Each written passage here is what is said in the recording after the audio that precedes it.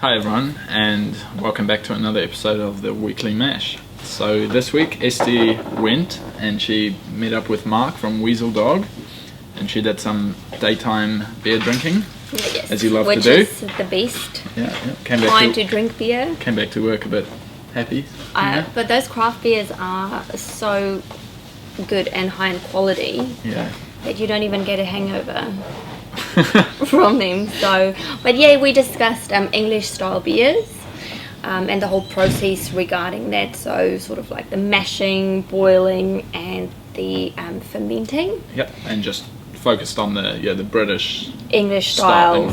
Yeah, he's from England originally, so that was really interesting getting that info. Yeah. Cool. So see what he has to say. Hi guys, welcome to another Weekly Mash episode. This week we are here with Mark from Weezledog Brewing, and he's going to talk us through a little bit more on English style beers.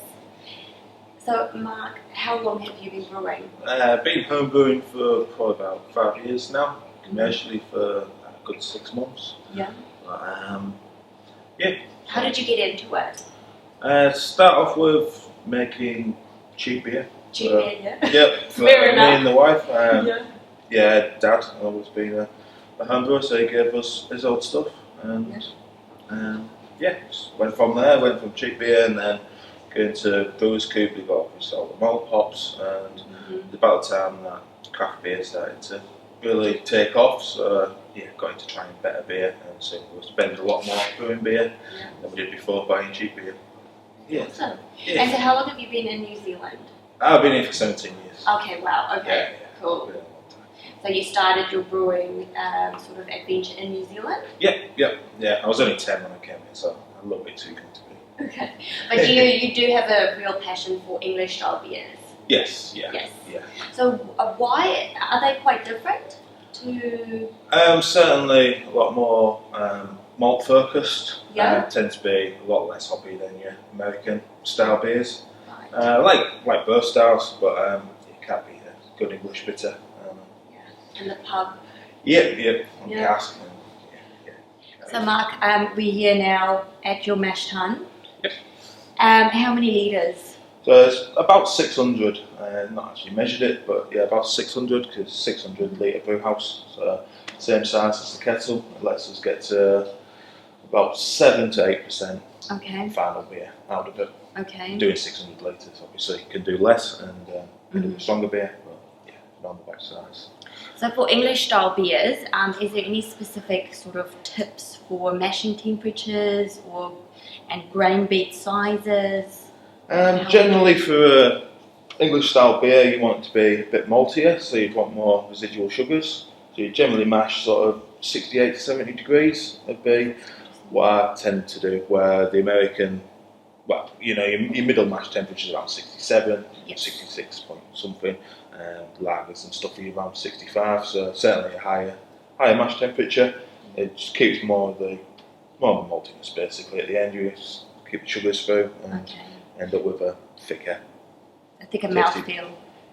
So fuller mouthfeel, which you generally want in your English sort of style. I find it, certainly. Okay, and what grains would you use for your English style beers? Is there any specific? It's good to use the English from Castleford, which is too far from where I am in good old Yorkshire. Yes. To get your Marisotta, stuff like that. But they generally have a bit more of a biscuity sort of flavour to them, just a bit slightly different to your American grains. Generally, just come out a lot cleaner. At the end, I found Bradfield's malts have quite a good English sort of quality. They certainly seem to me anyway to be more English tasting, and with us using all Kiwi malt, we use all Bradfields, use all Kiwi malt and hops. But everything we do from Bradfields I'm really happy with. How their stuff's coming out. Oh, cool. Okay, excellent. And also grain bead size. So I understand, like if the grain bead is too little, you don't get enough filtering, right? And then you get hazy beer. Is that? You can do. You want to have obviously if you're doing an ordinary bitter would be obviously when you're using less grain because lower alcohol at the end. Yeah, you want to have more nice even grain bed. It's you ratio water to you maybe do a little bit of a thicker mash would be typical for English sort of style beers, but it's not too much to worry about. Certainly more keeping it a little bit warmer for the mash. Then you generally it just helps to bring that maltiness through, especially in homebrewing. I always found that if you look at commercial recipes, you get 5% crystal to with your mind, so it never came out as malty as it would in a bigger brewery, much bigger breweries than this where a lot of English beers are made. So yeah, push up the amount of crystal in the mash, maybe between 5 and 8% sort of. So Mark, is there anything different in regards to sparging? What needs to be done if you make a nice, good UK beer? No, it's exactly the same. We've got in furnaces, so we've got instant hot water comes through at 75 degrees on this, but you sparge as you normally would. If you batch sparging, do as you normally would. If you fly sparging, do it as you normally would. Yeah, all you do is washing the sugars through, so exactly as you normally would. And that's just at 75 degrees. Yeah, you want to be around 75. Certainly want to be not too hot, otherwise you can get the tannins coming out of the grain. What does that taste like if it comes out? It gives it a bit of astringency, a bit of the pick you up as. Okay, now we get to the boiling stage, and here we have the kettle. How many litres? 660 is what we put through it. To end up with about 600 before transferring to the fermenter. So how much boil usually?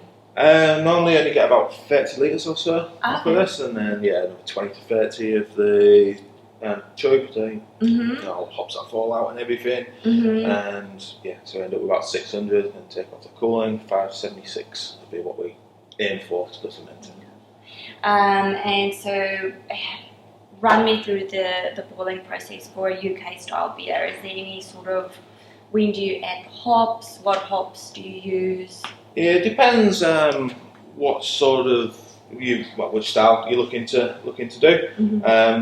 I like my English IPAs and English bitters, so you can use more your obviously UK hops and your European hops you can use, but I really like to use Kiwi hops, Motueka, New Zealand Stewing Golding. Really good. Along with you can't use any Kiwi hops in it. In fact, in England, there's a lot of brewers using Kiwi hops. Oh, really? So they just get it in, especially. Yeah, and it's really hard work for them to get it. Really? When I was over there. But, I love Kiwi hops, and there's no reason you can't use Kiwi hops in an English style beer. Very important person here, right? So thank you that's for a your distributor, so I will talk to him. Okay, awesome. Anything else we need to know about the boiling process? Because obviously you need to get a nice, good boil, to get all nice the off flavours to evaporate. Yeah. Certainly with your English sort of styles where you get Maillard reactions as it boils, so basically as it cooks, it's like what happens when bread becomes toast. Certainly if you're getting multi flavours, you want to have a good boil, otherwise you're going to end up with something pretty flabby and tasty. It's not going to be. How long do you boil for? English traditionally be 60 minutes. 60 no minutes. reason not to go 90 minutes. Barley wine go 5 hours or something if you want to. So a good long boil certainly would never hurt an English style beer. So if you've got the time, then you may as well sit down and have a beer while you're brewing it. Enjoy it. That's the best way of making beer. Yeah, that's the idea. And your hop additions, is that dry hopping a little bit later, or? English generally is a lot less bitter. You get lower alpha acids with your English hops generally. It's certainly traditional to add dry hops in the cask for your. Certainly is used trying to help with the keeping the beer good, especially English IPAs and stuff like that, sent on the ships with hops into kind of alcohol. So there's not really any rules with what you want to do. I like my big hot tub. Hopped up, yeah. Well, we've got English IPA I had to launch yesterday at Butcher's. Awesome. With Andrew Charles of Behemoth. Yes. And that was English style IPA, so all Gladfields malt. but quite a lot of biscuit to it, no caramel, no crystal malts, and a lot of kiwi hops. So yeah, I'm pretty pleased with how it came out. And using what's the name? Whinging Pom is Andrew's name for it. So. Oh, cool! Can't wait to taste it. That's awesome. Yeah, it's only 16 kegs around to be 80 mils at 80 mils. Oh wow, cool! And so where can you buy that? Vulture's Lane at the minute should have some left after last night. Other than that, you'll have to ask Andrew because he's the one selling it. I made it, he sells it. Oh, cool. And now we get to a really important stage called the fermentation stage. Can you talk to us a little bit more about this? Yep, so generally for your English, you use your English yeast strains.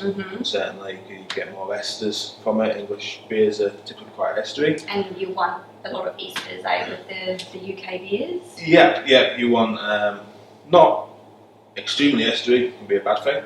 But yeah, the English yeast give off more estery profile. You probably want to ferment more like 20 degrees rather than about 18 for the American styles. Right. So it just encourages the esters a bit. Yes. Bit of a higher fermentation. Yeah, certainly traditional for your English styles. Right. Like a Belgium as well, almost. Well, Belgians get up to ridiculously high, 24, 27 and stuff like that. Okay. But yeah, this is all the same thing. You're encouraging the esters, you're encouraging the yeast byproducts. So. Okay. And what yeast do you guys usually use? Usually I use USO5. It's nice, plain, easy to go with. That's the name of Jack's, right? No, that's the actually it's the American one. I use the M79 for Mangrove Jacks for the English styles. Okay, for the Whinging Pom, right? Whinging Pom, yeah. Yeah, it's awesome. I'm very, very pleased with the profile it came out. It takes a long time to settle out.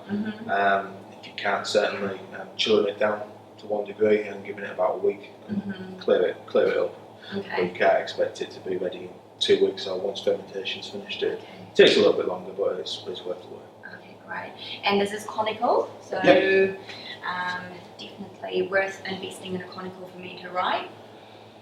Yes. If you got the money, if you can, it's nice and handy being able to drop the yeast off.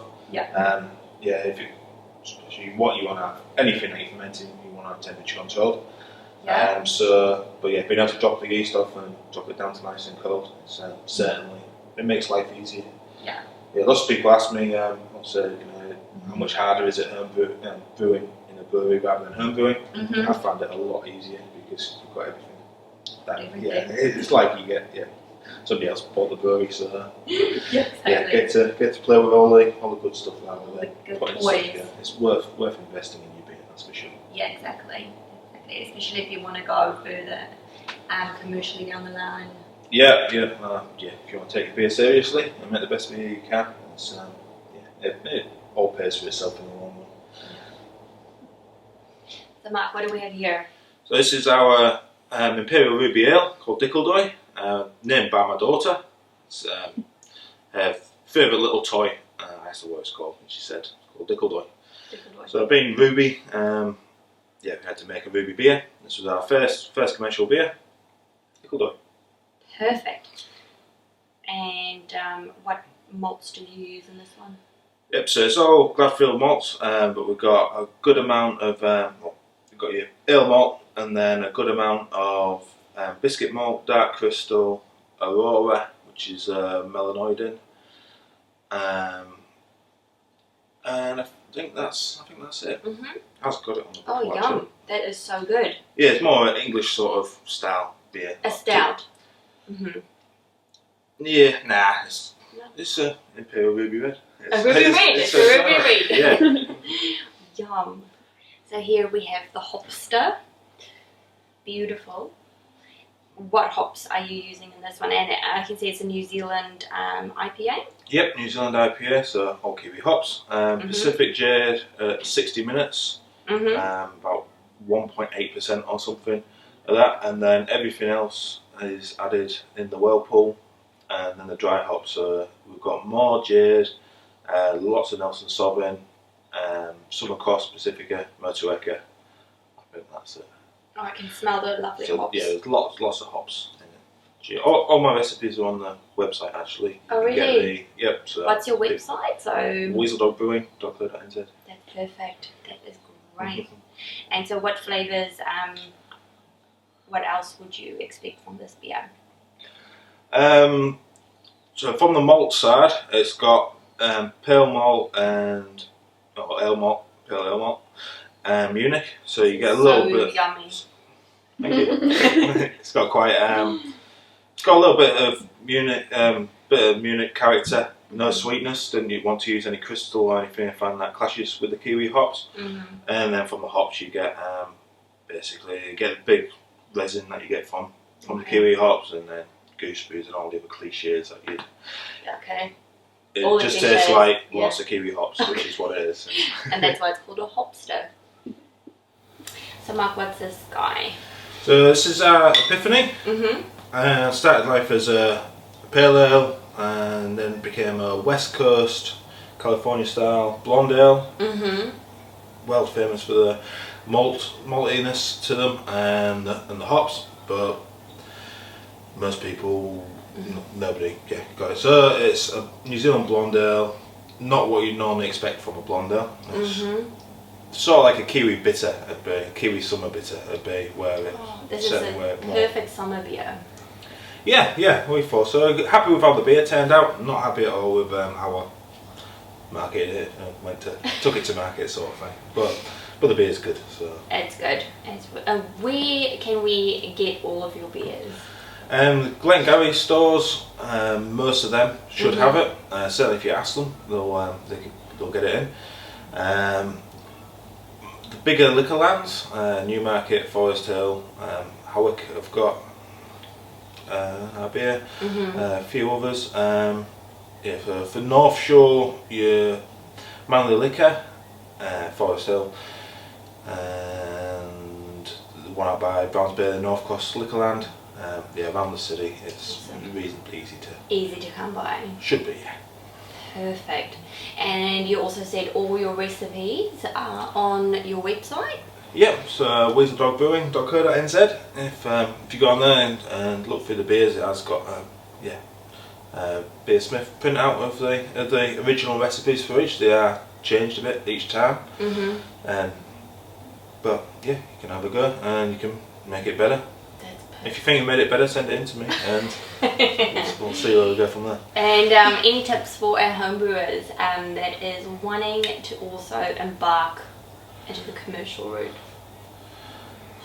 Any advice? Yeah, if you're wanting to do it commercially, follow your dream. It's hard work, but yeah, go for it. All brewers will tell you, nah, don't do it, it's a crap job and that, but it's not. We make beer.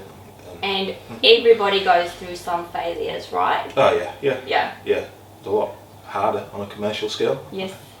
But yeah, it happens. It happens, and you learn from it. Hopefully. Yeah. Okay. Awesome. Thank you so much for your time. Yeah, no problem. This was amazing beer. I'm definitely gonna get for this weekend some of that the red. Yep, Dickeldoy. And thank you so much for your time. No problem. Awesome. Cheers. Cheers. Got some good information there. That is so good, eh? So interesting. You keep on going out and tasting all the beer, I think. I know you need to try it. Yes. Yeah. Definitely. Next time I'll do it. So interesting beers, interesting names. Yes. As always, as we always say. Yeah, that's the whole thing of craft beer. It's, exactly. Creativity, passion, and a lot of just creativity. Yeah. So he named his beer after his child's first toy. The Dickeldoy. Yeah. Really interesting. So guys, go out there, get some really cool, interesting names for your beer. So yeah, keep tuned and see you next time. Happy brewing. Cheers.